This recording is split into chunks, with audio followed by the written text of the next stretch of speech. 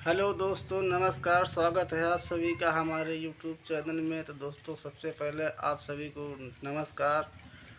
तो दोस्तों, कैसे हो? आशा करते हैं आप सब लोग ठीक होंगे, स्वस्थ होंगे, मस्त होंगे। तो दोस्तों, आज हम बताते हैं कुछ अपने पीछे जो बीता हुआ, कल निकल गया, उसके बारे में। कैसे हम घर पे थे और कैसे हमको लखनऊ आना पड़ा और किसने हमको यहाँ ला के रखा, सब बताते हैं उसके बारे में। तो दोस्तों, इसके पहले मैं घर पे था और फिर मैं घर से अपने गया नोएडा। नोएडा में 2.5 साल रुका मैं और मेरी पत्नी, दोनों लोग वहाँ रुके 2.5 साल। तो 2017 में हम गए थे मई में। 17 रुके, 18 रुके, 19 रुके और 20 भी रुके। वहीं 20 लगा है जनवरी, तो वहीं रुके मैं। तो दोस्तों, वहाँ फिर काम कर रहे थे, ठीक ठाक चल रहा था। और मेरी मैडम भी काम करती थी, थोड़ा मिल जाता था तो ये भी कर लेती थी अपना साफ़ सफाई वाला, जैसे घर का काम। इसमें बताने में कोई चोरी नहीं और काम करने में भी कोई चोरी नहीं दोस्तों। गरीब आदमी करेगा नहीं तो खाएगा कहाँ से? इज्जत से कमाओ, चाहे जहाँ कमाओ, उसमें कोई बुराई नहीं है। तो दोस्तों, दोनों लोग वहाँ बहुत मेहनत की और पैसा कमाते थे, ठीक थे। और फिर वहाँ जब लॉकडाउन लगा पहला वाला, तो हम लोग उस लॉकडाउन में वहीं फंस गए। तो 22 मार्च का जब हुआ था जनता कर्फ्यू, तब मैं वहीं था।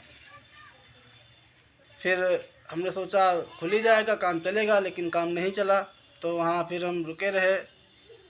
फिर जब 1 महीना पूरा हो गया, हम परेशान होने लगे। हमने कहा यहाँ तो पैसा भी नहीं रहा, काम भी बंद पड़ा है और कैसे क्या होगा। फिर उस लॉकडाउन में हम घर चले आए। तो घर पर रुके पूरा 1 साल। बढ़िया अच्छा खासा, अपन थोड़ा खेती किसानी करते थे और रहते थे बढ़िया। और मेरे भाई के पास सब कुछ थोड़ा ठीक ठाक है, कारखाना वगैरह, ट्रैक्टर वगैरह सब कुछ है।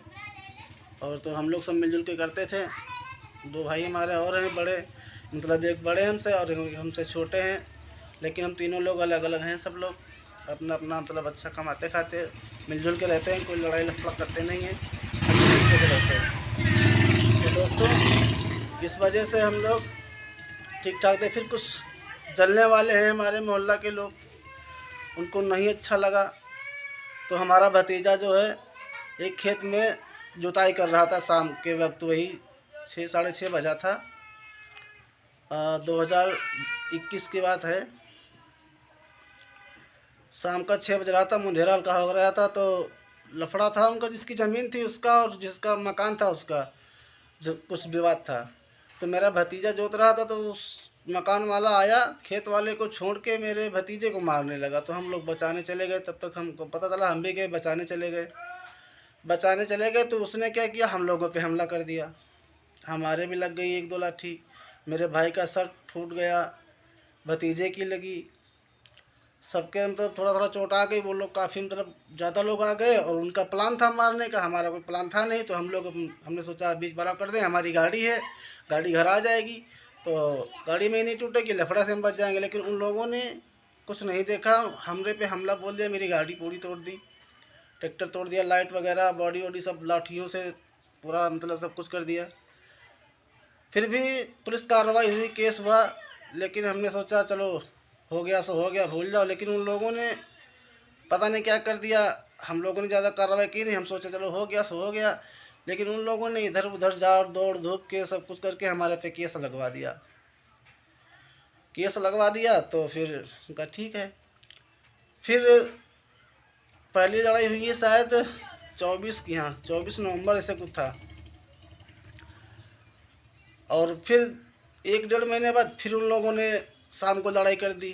तब मैं यहीं लखनऊ में था। मेरा छोटा वाला भाई अपनी ससुराल में था। 14 जनवरी का दिन था। 14 जनवरी को हमारे यहाँ त्यौहार होता है खिचड़ी वाला, जिसे मकर संक्रांति बोलते हैं। तो हमारे यहाँ त्यौहार में ससुराल से निमंत्रण आता है, तो लोग जाते हैं, खाते हैं, आराम से प्यार से रात भर रहते हैं और सुबह फिर चले जाते हैं। एक खुशी का माहौल होता है, तो लोग बुलाते हैं इसी बहाने और लोग जाते हैं, खाते पीते हैं, अपना आराम से रहते हैं। तो हम तो लखनऊ में थे। फिर उन लोगों ने दारू वारू पी और बढ़िया अपने रास्ते में मकान पड़ता है और हमारा इधर है, एक मकान उधर है। दारू वारू पी कुछ उल्टा सीधा कह रहे होंगे। हमारे एक रिश्तेदार थे, वो निकल रहे थे, उनके बारे में कुछ कह दिया। अच्छा, जब वो लोग नशे में थे तो उनको बहुत बड़ा बड़ा दिखता था। फिर उन लोगों ने हमला कर दिया, मारने पीटने लगे। अच्छा, हम तो यहीं थे, बड़े वाले भाई मेरे घर पे थे, छोटा वाला अपनी ससुराल, हम थे अपनी ससुराल। फिर उस लड़ाई में लड़ाई दोनों तरफ से हुई। हमारे पास चोट किसी को ज़्यादा नहीं आई। वो लोग इतने नशे में थे कि अपने को ही मारते रहे, अपने को ही मारते रहे। और कुछ हमारे उधर भी लगी, कुछ हमारे लोगों ने भी मारा। इसमें बताने की भाई जो सच्चाई थी हमने बताया। और बाकी वो अपने को भी ज़्यादा मारते रहे तो लोग चोट खा गए। और जिसके एक बार चोट लग जाती है भैया, उस आदमी का दिल खुश नहीं रहता है। हमारे एक चाचा थे, उनको पहली लड़ाई में इतना मारा था, अब क्या बताएं, कम से कम 4 लाख रुपया लगा उन पर, तब उनकी हम लोगों ने जान बचा पाई। तो दोस्तों इतना हमका। और हाँ, उसमें फिर 2 केस लगवा दिए हमारे ऊपर, 3 केस बनवा दिए। यानी चोट भी खाई, बराबर चोट खाई। उन्होंने मारा तो हमारे पास 7 लोगों के सर फूटे थे। किसी के हाथ में लगा था, किसी के पैर में लगा था। चाचा का तो बुरा ही हाल हो गया था, वो तो एक हिसाब से कोमा में चले गए थे, लेकिन बहुत पैसा लगा तब बचे वो। फिर हमारे पे 3 मुकदमे लगवा दिए। अब हम परेशान हो गए, हमारे पास पैसा कहाँ से आए, काम बंद पड़ा और मोहल्ले वाले बैठे नहीं दे रहे, हर महीने लड़ाई कर रहे। तो हमारे लखनऊ में जो बुआ जी रहती हैं, हमारी बुआ सास हैं, मेरी मैडम की बुआ हैं, तो हमारी पहले हुई। तो दोस्तों इन्होंने हमको बताया, बोला बेटा तुम वहाँ बहुत परेशान है, साले जलते हैं सब तुम्हारे पे, तो तुम यहाँ चले आओ, मेरे वहाँ आओ और मैं तुम्हें कुछ धंधा बताता हूँ तो करो, कुछ दिन जब रहोगे ना तो सब ठीक हो जाएगा। हमने कहा ठीक है। तो हम पिछले साल 1 साल हो गया हमको, हम यहाँ फिर आए, हमको बुलाया और इतने अच्छे आदमी हैं, इतने सज्जन आदमी, क्या बताएं, ऊपर वाला सबको ऐसे ही मिले।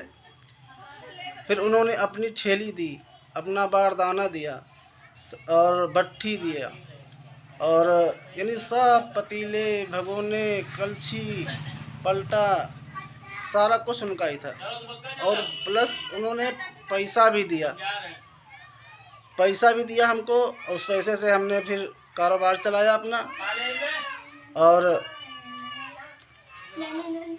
थोड़ा बहुत खीर खर्चा पानी चल रहा दोस्तों। लेकिन उनका एहसान हमारे ऊपर इतना है कि शायद हम कभी भुला नहीं पाएंगे और ना कभी अदा कर पाएंगे। जो इंसान बताओ पैसा दे हैं, हमको 10,000 रुपया दिया था, इससे जो अपना कमरे का किराया भरना, सामान लाना और जो नहीं चीज़ घटे वो लेके आना, अपनी कढ़ाई बर्तन बारदाना सारा उनका ही था। और बाकी रूम का भाड़ा, जैसे नई नई जगह सेट हो वहाँ खर्चा तो आता ही सामान सट्टा लाने में। तो दोस्तों उन्होंने इतना हमारे साथ किया, शायद हम कभी कर नहीं पाएंगे। तो इस वजह से दोस्तों हम यहाँ लखनऊ में रह रहे हैं, हमें 1 साल हो गया है और बहुत अच्छे पूरी सपोर्ट उनकी तरफ से है। अगर हमारा बच्चा बीमार हो जाए, अगर हम बीमार हो जाएं, तो वो लोग आते हैं, पूरा मतलब देखभाल और हर चीज़ में मतलब बहुत आगे रहते हैं। तो इतना उनका सपोर्ट और प्यार हमको मिला है, शायद ऊपर वाला जो है कि ऐसा सबको मिलता ही रहे, हम तो यही कहते हैं।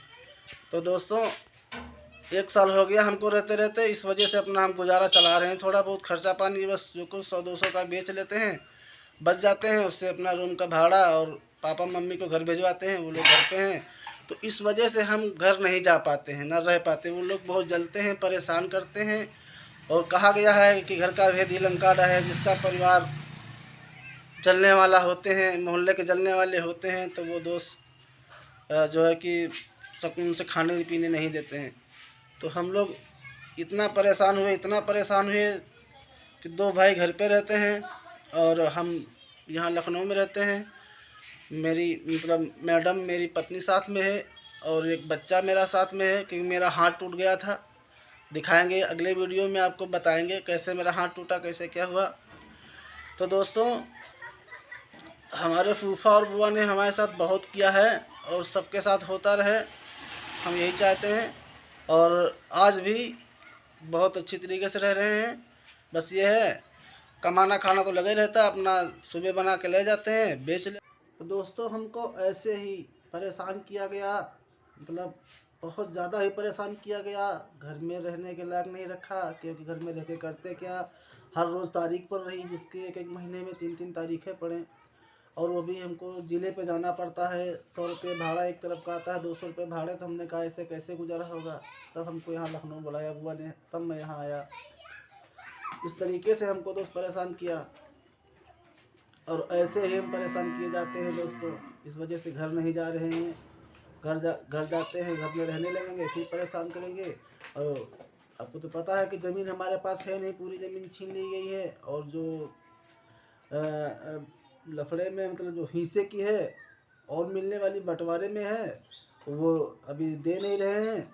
और जो पिताजी के नाम पहले थी, बचपन की लगी हुई, यानी पिताजी के बचपनी ज़मीन लगी, तब शादी, पिताजी बताते मेरी शादी भी नहीं हुई थी, बुजुर्ग लोग करवा के गए थे, और तब की ज़मीन थी। और वो भी ज़मीन नहीं, वो भी दुश्मनों ने छीन ली है दोस्तों। तो हम लोग ऐसे ही देश परदेश गुजारा करते हैं। तो दोस्तों, आप लोगों से निवेदन है, हमारे वीडियो को लाइक करो, शेयर करो, सब्सक्राइब करो, ताकि हमको कुछ सपोर्ट मिले और हम कुछ अपने हक के मतलब अपना हक ले सकें। ताकि, क्योंकि ऐसे रहने नहीं देंगे हम लोगों को। और जब तक आप लोगों का सपोर्ट नहीं मिलेगा, जब हमारे पास कुछ होगा तभी हम वहाँ जाएंगे। तो दोस्तों, हमारे चैनल को लाइक करो, शेयर करो और सब्सक्राइब करो। तब तक के लिए नमस्कार।